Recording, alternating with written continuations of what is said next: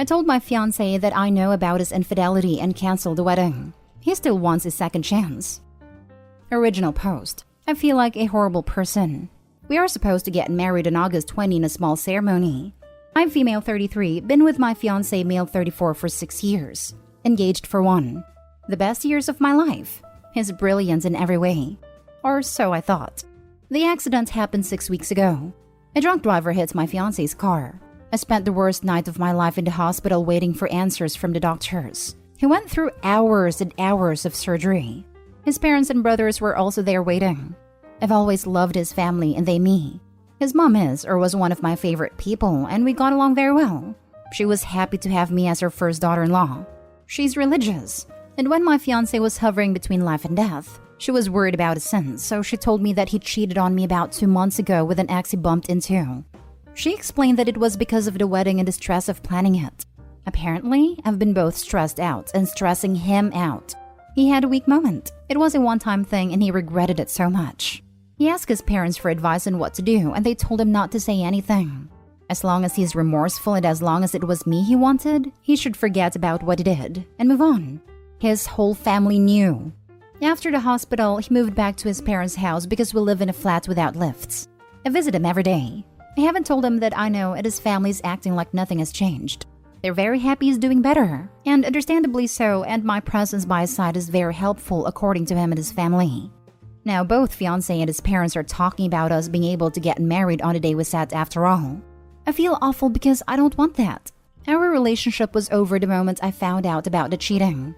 I stayed because I loved him, still do, and I wanted him to feel better. I couldn't break his heart while he's recovering. I also thought the wedding was postponed and that I or we would have more time for him to recover fully and be strong and independent again so I could leave with clear conscience. I tried to speak to his mom today, but she just started hyperventilating and kept telling me not to do this. She made a mistake by telling me, and that I shouldn't take advantage of what she said in desperation to punish him and kill his spirit. He is still recovering and he needs me. I have been thinking since my talk with his mom about everything and I'm so angry at him. I'm ashamed that even when I was worried about his life, I was very angry and resentful. We were supposed to have our wedding in this beautiful manor house that he found that is all-inclusive, with our most important people. My best friend is a DJ and my parents paid for the whole thing even though they're much poorer. So I don't know where the stresses come from. We fixed everything in a week. I'm so angry and I've kept bottling it up since the accident. I'm afraid I'm going to explode soon. Now for the top advice before reading the update. Well, at least you found out how he handles stress ahead of time. I read this expecting to see you ask him and find out it was a lie. I know, right? Tell your parents what's going on right away so that they can cancel the venues and get refunds on as much money as possible. You should also tell them so that they can support you when the in-laws pressure you to just forget and get married. Precisely. I pray Opie takes this to heart so they can be strong, leave, and find someone that truly loves them down the line. People that love you don't cheat, or otherwise do things to deliberately hurt you. A very popular saying Redditors use applies here. Never set yourself on fire to keep someone warm. Never. In fact, build a man a fire and you'll keep him warm for a night. Set a man on fire and you'll keep him warm for the rest of his life. Opie has every right to feel angry, hurt, and resentful. The fiancé betrayed Opie in the worst way possible. Opie, you've more than fulfilled your duty by standing by him this far. More than he deserves in my opinion. You've been supportive and you've taken care of him. Now it's your turn to take care of yourself. You were entitled to the truth, and by hiding it, your fiancé and his family showed how little respect for you they have. They had every intention of letting you go through with a marriage based on a lie. Break up with him and find someone who truly deserves you and will respect you and be faithful. Your future mother-in-law is solely looking out for her and her son. She's not concerned about you and your feelings. She told you something devastating only because she was worried for her son's soul if he didn't live. Now she's wanting you to keep quiet only because she will look bad for telling you. Your fiancé is looking out for himself too. He knows what he did was wrong. That's why he confessed to his parents and not to you. Please look out for yourself, because these people are not. Facts. As soon as mother-in-law told me he told her and they said keep quiet, I would be out. Yep. In fact, I would have used the time he was in the hospital to either clear everything of his out of the apartment or pack up all my stuff. Let mother-in-law and all his family that knew about his cheating help him with his recuperation. And now for the update. I've written here 3 days ago before I talked to my fiancé. This is after I told him I know about his cheating. I started by telling my parents, who are paying for the wedding, about what happened and that I'm canceling the wedding. Hopefully they can get back some of what they paid via their home insurance. I have told them that I'm going to pay the rest of the damages. My dad refused. I insisted. It's not up to them. Since my fiancé still lives with his parents, I felt that I would be outnumbered if I went alone to end it. Text or a call wasn't an option since it meant a lot more to me than that, and I really wanted to see his face and ask why. I also want him to see my hurt. I don't want it to be comfortable for him. Cheaters must see the hurt they caused and hopefully learn from it. So I took my mom with me, and when I told him that the wedding was off and the reason why, he started crying. He told me all things they say in desperation. He was foolish, he didn't think, he was stressed out, he was scared, it meant nothing. He regretted it. He didn't want to tell me because it meant nothing, and he didn't want to hurt me. I should give him a chance to prove himself and his loyalty. He can ask his parents to pay for the wedding. We can't postpone the wedding indefinitely. I can take the apartment and he will live with his parents, as long as it takes for me to forgive him. I haven't cried so much as I did when I was listening to his BS, and afterwards on my way home. How could he do this to me? He didn't give me a satisfying answer to why he did this to me, to us. I have cried myself to sleep every night since the accident, and yet I cried like I've just found out. I'm going to stay in the apartment that we bought together, and he will stay with his parents. Prices have gone down these last couple of months, and we both agreed that we don't want to sell for less than what we paid. But the moment it goes up again, we're selling. I have started packing his things now, and tomorrow I'm renting a van to move his things to his parents' house. Sorting out his stuff and packing his clothes made it real for me. I didn't expect it to be so emotional. Why do I still love him so much? He has been texting me and he has called me twice. And we talked mostly about mundane stuff, but also about us and our relationship. His mom has called me to say that she felt guilty for first not advising him to come clean, but even for later divulging his secret to me without his permission. She was disappointed that I took advantage of her moment of panic, but that she understands that I'm hurt. She said he will do his best to win me back. I'm a bit irritated about the fact that none of them, including my parents, believe that it's really over, and I don't have the energy to prove my point either. I just need some alone time now and some peace and quiet. As many have said, you should not get back with him, but I will add something about this. He didn't give me a satisfying answer to why he did this to me. Unfortunately, there was never a satisfying answer.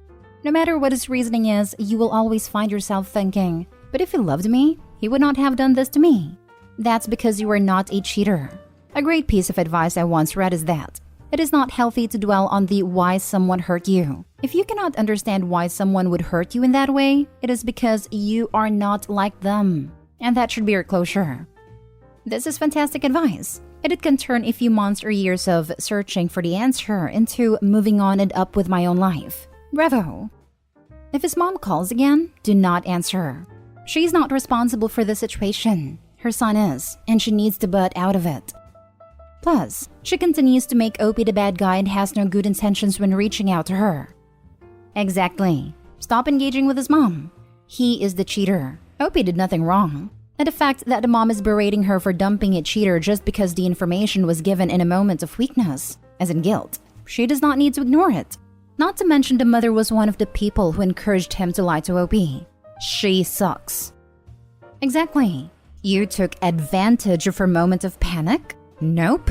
She came clean to you and she thought he was going to pass, and his immortal soul was in jeopardy or whatever, and you made decisions based on the truth. If you need them to believe that there's some hope for the relationship while you get your head together and work on a plan, you can always tell them that you need space, and space means no contact. Your ex's mom is a bit delusional. Who in their right mind says she's disappointed that you took advantage of her panic? You dodged a bullet here, Opie. Because it's disgusting to see your ex's mom gaslight you like that. And as for your ex, he's only upset he found out. Otherwise, he didn't feel guilty about it at all. If he didn't respect you enough to not cheat and blame you for the wedding stress, what's going to happen when, and if, you get married and something stressful comes up? Take your space from everyone and take the time to heal and process everything. Now, for the last story. Mother-in-law 64 female is convinced that I 37 male am going to divorce my wife 35 female and is trying to convince my wife of the same. My wife and I have been together for 8 years and have been trying for our first child for around 6 months now. We were keeping everything under wraps, but my wife recently had to take leave from her job at the advice of a doctor, related to trying to get pregnant and existing medical conditions. We decided it was time to let our parents know, as keeping my wife's leave under wraps was going to be impossible. My mother-in-law responded to the news by saying that she needed time to process the information. I walked into another room, and my mother-in-law called my wife back, made sure I couldn't hear the conversation, and proceeded to tell my wife that she has concerns, and she didn't think that we should have a child together. Mother-in-law's concerns were a complete blindside to both my wife and I. My wife graduated approximately 2 years ago, and my father-in-law told me ahead of her graduation party, without my mother-in-law's knowledge, that father-in-law and mother-in-law were buying us a set of cornhole boards. During the graduation party, I said something about the cornhole boards to my mother, and my mother-in-law realized that I knew about the boards before the party. Instead of asking me how I knew, mother-in-law went to father-in-law and asked if he knew how I found out. Father-in-law lied. He denied telling me, and they came up with a theory that I must have snooped through their email accounts when fixing their computer. This lie has snowballed out of control to the point that my mother-in-law now believes that I'm installing tracking devices on my wife's person and vehicle. I am wiretapping her phone, and I'm tracking her at her job daily. She told my wife that I am going to wait until the child is born, divorce my wife, take the child, and use this medically necessary leave to claim my wife is not capable of being a parent. My wife went to talk to her mother in person that night. My mother-in-law would not even allow my father-in-law in the room, and said that our opinions, mother-in-law and father-in-law, match, and he did not need to be there for the conversation. She told my wife that for the last 2 years, I have shown red flags that needed to be addressed before we consider having a child. When pressed about if mother-in-law even believes we should remain married, she refused to answer the question. Mother-in-law went so far as to compare me to her awful ex-husband, my wife's biological father, whom my wife cut off contact with 12 years ago. My wife and I are furious and hurt that they have let things get to this point without talking to us. Is there any way to restore this relationship with my wife's parents? If so, what steps should be taken? My wife and her mother have always been close and never keep secrets from each other, but this was left festering for so long that I feel it has become insurmountable. My father-in-law has always been scared to anger my mother-in-law and would never come clean about telling me about the cornhole boards at this point, as my wife and I believe it would jeopardize their marriage. Now for the advice. The heck is wrong with these people? Your mother-in-law and father-in-law are going way beyond the limits of reasonable behavior considering there is no proof or warranted concern for it. She has issues and taking it out on you and the wife. He created this elaborate lie that is getting more and more infected with each passing day. How could your father-in-law allow that situation is beyond my understanding. But given that he's scared to anger her, shows a disturbing relationship. Your in-laws are entire red flags. I don't see any way to repair the relationship unless therapy is involved. Yeah, the father-in-law is super complicit in this situation. He has probably learned to cope with living with mother-in-law by living conflict avoidant to a fault. She's absolutely nuts. Look, you're going to have to throw your father-in-law under the bus, since he's had no problem throwing you under a train of semis. I would just say, remember the cornholes? Father-in-law told me. And move on. She'll either believe you or not, but don't keep a secret for him anymore. I agree that father-in-law needs to be thrown under the bus, but I think wife should do it. Personally, I think with issues like this, the adult child should take the lead so they know husband and wife are on the same page, and that the in-law adult child is not controlling the adult child. I think this crazy mother-in-law will jump to that conclusion anyway, and it's up to wife to tell her calmly and in a direct manner that she's wrong. Put them both on a timeout afterwards. Mother-in-law sounds very controlling anyway. Your father-in-law threw you under the bus ages ago and won't fess up to his wife, because somewhere along the way, she started keeping his balls in her purse. I'd say it's time to throw him under the bus. It's not right that you're suffering the repercussions of his lie. Your wife needs to deal with her mom, her family, her responsibility. Boundaries need to be set in place. She either stops the ridiculousness or you and your wife, and potential children, will be making yourself scarce.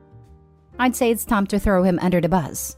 It's time to go to Detroit and design the bus. Break into the factory at night to build a bus. Take it to the proving grounds to test the bus. Then drive the bus to your father-in-law's house and toss him under it.